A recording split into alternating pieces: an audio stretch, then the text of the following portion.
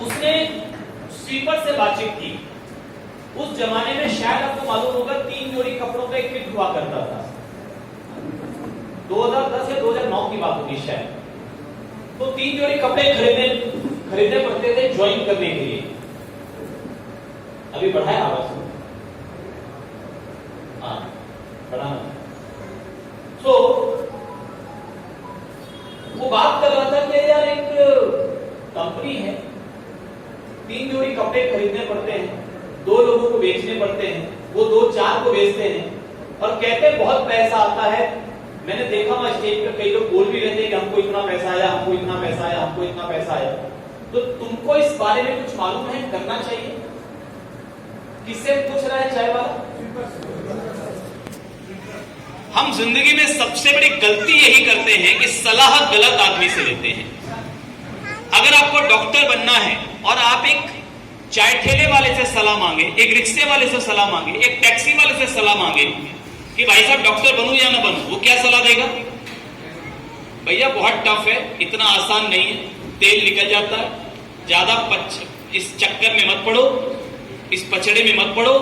तुमको अगर पैसा ही कमाना है तो एक टैक्सी और खरीदो, मैं तुमको रास्ता बताता हूं, बढ़िया कमाई है उसमें। टैक्सी वाले से पूछेगा तो यही राय मिलेगी। सलाह किससे ले रहे?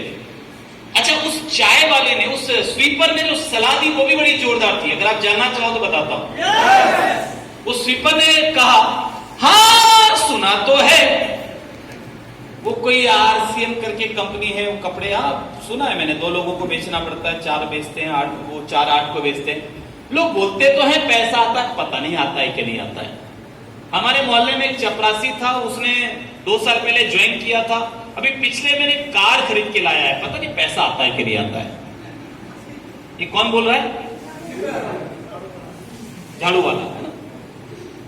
चल मान लिया आता होगा, चल मान लिया आता होगा, लेकिन तू खुद ही सोच ना, तू खुद ही सोच ना, अपन लोगों के पास टाइम का इसको करने के लिए। ये सच्ची घटना मेरी आंखों से, मेरे सामने घटना घटित हो रही थी। कौन बोल रहा है? झाड़ू वाला। वो किसको बोल रहा है? चाय वाले को, कि अपने पास टाइम कहां है इसके लिए। हेलो, तो टाइम तो झाड़ू वाले के पास भी नहीं है। तो अगर हमें से कोई व्यक्ति ये बोल करके आपसे नहीं कर पा रहे कि सर टाइम नहीं मिलता, तो आपने और उसने साहब, टाइम किसी के पास नहीं होता, लेकिन जीवन की प्राथमिकता के आधार पर वक्त को मैनेज करना पड़ता है। यहां जितने भी लोग बैठे हैं, सबके पास एक दिन में मैक्सिमम 25 घंटे हैं, उससे ज्यादा नहीं है। यस मैं बीच दिन चेक करता रहता हूं, सुन रहे कि नहीं सुन रहे। 24 घंटे से ज्यादा किसी के पास भी नहीं है। अब ठीक है? इसी 24 घंटे में कोई मुकेश कोठारी बन जाता है और महीने का 25 लाख कमाता है, और सब इसी 24 घंटे में समय का रोना रोता हुआ कोई व्यक्ति 25,000 में जीवन गुजार देता है। समय सबके पास बराबर है, तो समय की कमी का रोना नहीं रोना है। हमेशा ये ध्यान रखिए, यदि कोई चीज आपके दिल को जम जाए तो समय आप उसके लिए निकाल ही लेंगे।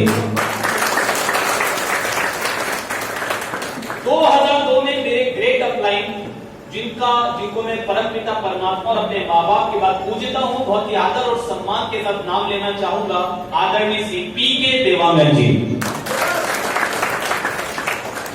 रात के 12 बजे आए मेरे पास, वो ये बिजनेस का प्लान लेकर के। उन्होंने मुझे कहा, सचिन ऐसा सा बिजनेस है। नेटवर्क मार्केटिंग को लेकर मेरे ख्याल बहुत अच्छे नहीं थे, इस वजह से मैंने उनको डिमोटिवेट किया। मैंने ज्वाइन तो नहीं किया, बल्कि उनको भी डिमोटिवेट कर दिया कि सर ये सब चलने वाला नहीं है, रोज कंपनी आती है। वो निराश होकर चले गए।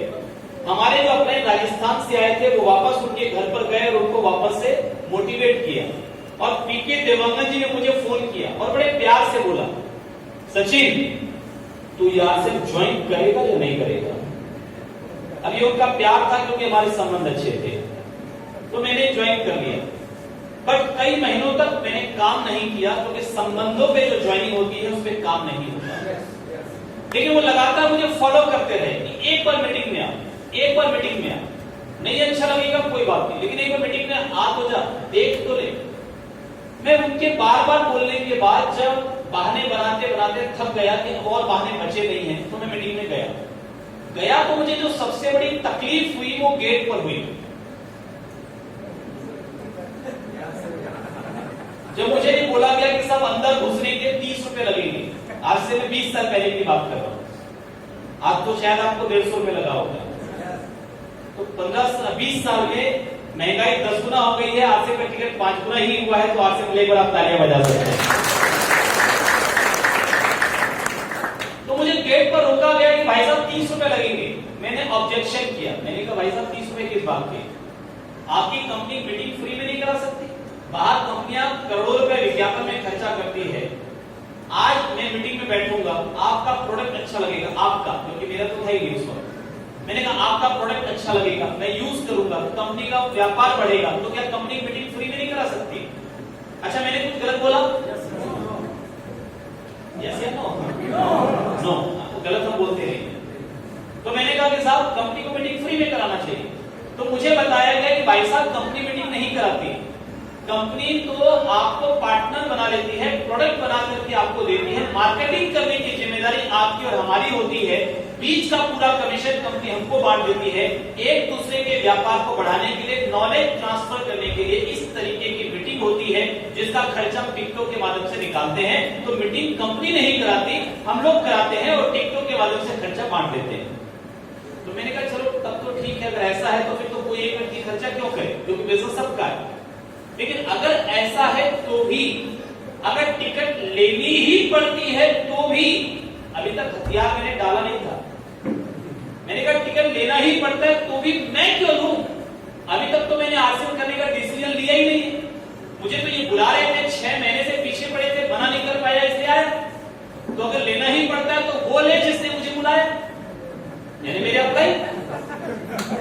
कुछ गलत बोला मैंने? कुछ गलत बोला साहब? गलत तो बोलते नहीं। लेकिन मेरे जो अपलाइन थे ना साहब, वो बड़े पहुंचे हुए आदमी थे, घाट घाट का पानी पिया था, मेरे जैसे कईयों को पिलाया था, तभी तो अपलाइन थे ना। ये तो उस जमाने में बहुत सीधे होते थे जलेबी की तरह से, तो हमको आज से मिलाना इतना आसान नहीं था। तो अगर वो लेकर आए तो कोई तो बात रही होगी उनके अंदर। तो उन्होंने मुझे कहा, बड़े प्यार से समझाया, क्योंकि बड़े हमारी बातचीत हमेशा प्यार से होती है। तो उन्होंने बड़े प्यार से समझाया कि सचिन देख, टिकट तो तेरे को लेना पड़ेगा। ये प्यार था क्योंकि संबंध अच्छे थे। तो उन्होंने कहा टिकट तो लेना पड़ेगा क्योंकि सिस्टम है। हाँ, एक वादा करता हूं, अगर तुझे मीटिंग अच्छी नहीं लगी तो 30 की जगह मैं तुझे 60 वापस करूंगा, खाली एक लाइन बोल देना, मजा नहीं आया। तो मैंने कहा तब तो चलो टेंशन वाला मामला नहीं है, क्योंकि एक लाइन बोलने में जाता क्या है, एक लाइन बोल देंगे, 30 के 60 वापस मिलेंगे और दोबारा कभी ये बुलाएंगे। एक बार डबल पैसा वापस करना पड़े, दोबारा कौन बुलाता है? देखिए कई लोग बड़े खुश हैं, उनको 300 वापस मिलने के आसार नजर आ रहे हैं।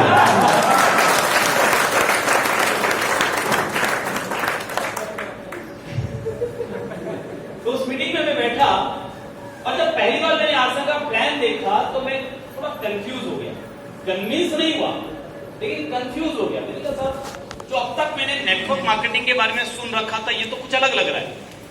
तो मैं थोड़ा कंफ्यूज हो गया। जब मैं बाहर निकला तो मेरे अपलाइन मेरे इंतजार कर रहे थे। आप किसी को लेकर आते हो तो बाहर इंतजार करते हो ना, पूछने के लिए कैसा लगा। तो मेरे अपलाइन बाहर इंतजार कर रहे थे पूछने के लिए कैसा लगा। तो मेरे से पूछा कैसा लगा, मुझे क्या बोलना था? मजा नहीं आया? हाँ, मेरी यही बोलना था ना।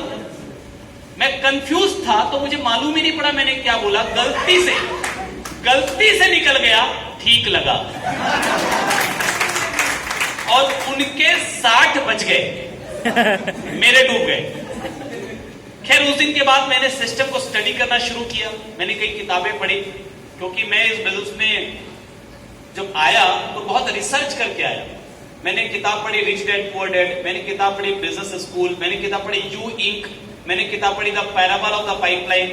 ये कुछ किताबें पढ़ने के बाद मुझे एक बात समझ में आ गई, दुनिया में जितने भी अमीर लोग हैं वो जिस तरीके से अमीर बनते हैं उस तरीके से अगर आपको भी अमीर बनना है तो आपके पास एक जरिया है, नेटवर्क मार्केटिंग।